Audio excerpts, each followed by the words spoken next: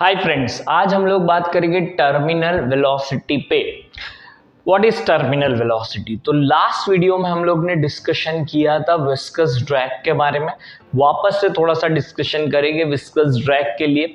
तो एक कंटेनर जिसके अंदर एक फ्लूइड भरा हुआ है, एक स्पीयर जिसको हम लोग यहां से ड्रॉप करने वाले हैं। ये ड्रॉप हो रहा है, ये अंदर जा रहा है। इसके ऊपर कौन से फोर्सेस लग रहे? तो सबसे पहले इसका मास लग रहा है mg नीचे, और ये लिक्विड जो फोर्स दे रहा है ऊपर, that is called buoyant force. तो एक बॉयंट फोर्स लग रहा है इसके ऊपर, FB लिखा मैंने, FB।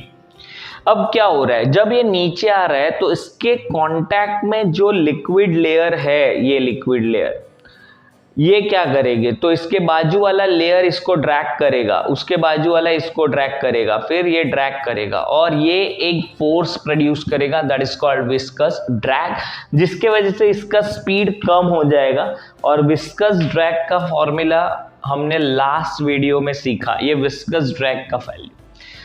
एक पर्टिकुलर पॉइंट ऑफ टाइम पे ये mg इन दोनों को बैलेंस कर लेगा और तब इसका वेलोसिटी कांस्टेंट हो जाएगा, और वो वेलोसिटी को ही नाम दिया है टर्मिनल वेलोसिटी। तो कैलकुलेशन कैसे करना है, फॉर्मूला कैसे याद रखना है? mg equal to buoyant force plus viscous drag. Buoyant force होता क्या है? तो लिक्विड जो अपवर्ड डायरेक्शन में फोर्स अप्लाई करेगा, अपथ्रस्ट भी बोलते हैं उसको, that is also called as buoyant force. Now buoyant force का वैल्यू भी मैंने लिखा mg इज इक्वल टू, इसका value 6 pi eta r into terminal velocity v। अब बात को समझो, ये mg है क्या? ये m किसके लिए है? तो ये हमारा स्पीयर के लिए है। तो लेट्स से स्पीयर का डेंसिटी है सिग्मा और वाटर का डेंसिटी है रो। अगर ये इसके अंदर जा रहा है, सिंक हो रहा है, मतलब सिग्मा ग्रेटर देन रो होगा। Rho is a density of the liquid. तो आपको मास को डेंसिटी इनटू वॉल्यूम लिखना है।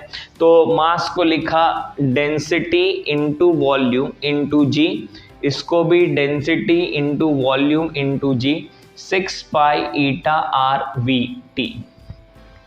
इसको इधर लेके आए, sigma minus rho equal to v into v g equal to 6 pi eta r v t। ये एक वैल्यू जो आपको याद रखना है, क्योंकि कभी कभी बोलते हैं फाइंड विस्कस ड्रैग। तो विस्कस ड्रैग फाइंड करने बोला, मतलब sigma minus rho into V into g, ये फॉर्मूला बनेगा अपना। थोड़ा सा आगे बात करते हैं। Vt is a terminal velocity. Now terminal velocity अगर फाइंड करना है, इसको नीचे लेके आएंगे, तो terminal velocity is sigma minus rho into volume into g upon 6 pi eta into r. What is V? Volume किसका? सॉलिड का। सॉलिड का volume, it is in the shape of the sphere, तो 4/3 pi r cube into g divide by 6 pi eta r. Now एक r cancel हो गया, r square बचा, पाई cancel हो गया, ये 2 हो गया, ये 3 हो गया, 3 3 9 हो गया, तो ये बना 2/9 sigma minus rho into r square g by eta. ये टर्मिनल वेलोसिटी। अब ट्विस्ट इसमें जो है वो बात को समझ लेते हैं। कभी कभी क्वेश्चन में बोला है कि ये इतने हाइट से नीचे गिर रहा है, और जब ये हाइट से नीचे गिर रहा है उसके बाद यहाँ से कांस्टेंट वेलोसिटी हो जाता है। मतलब ये जब इधर नीचे गिरेगा तब उसके पास जो वेलोसिटी होगा वही उसका टर्मिनल वेलोसिटी हो जाएगा। तो यहाँ से हम काइनेमेटिकल इक्वेशन यूज करेंगे, तो ये केस में टर्मिनल वेलोसिटी होगा रूट ऑफ 2g और हाइट जो भी दिया होगा। तो आपको ये रूट ऑफ 2gh को कंपेयर कर लेने का यहाँ से, तो it become 2/9 sigma minus rho into r square g divide by eta equal to root of 2gh। ये रिलेशन बन गया।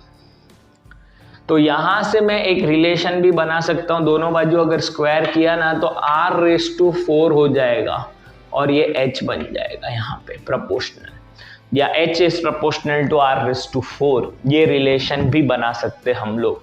लेकिन ये कब यूज करना है, तो जब क्वेश्चन में बोला होगा कि ऑब्जेक्ट को ऊपर से नीचे गिरा, यहाँ पे आते आते उसका वेलोसिटी कांस्टेंट हो गया है, तो यहाँ पे जो वेलोसिटी है वही उसका टर्मिनल वेलोसिटी बन जाएगा। अब इससे रिलेटेड कुछ न्यूमेरिकल करेंगे हम लोग नेक्स्ट वीडियो में। For that stay tuned.